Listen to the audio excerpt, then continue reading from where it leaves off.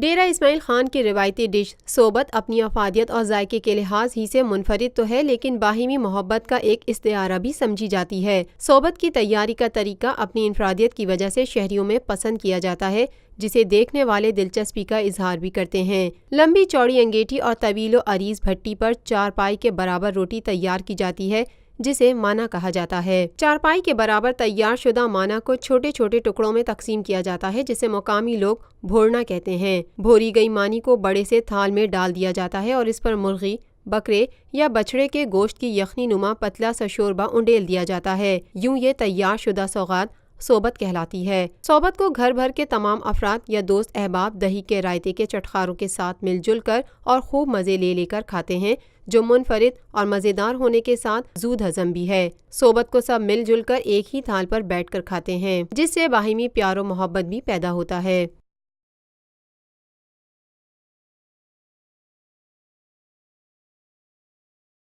پاکستان میں پہلی مرتبہ حالات حاضرہ کے مختصر مگر جامع پروگرامز، خبروں، تبصروں کے علاوہ دیگر سماجی، تجارتی، ثقافتی، تفریحی، معلوماتی، مذہبی، تعلیمی، صحت اور بچوں کے پروگرامز صرف TNN TV پر۔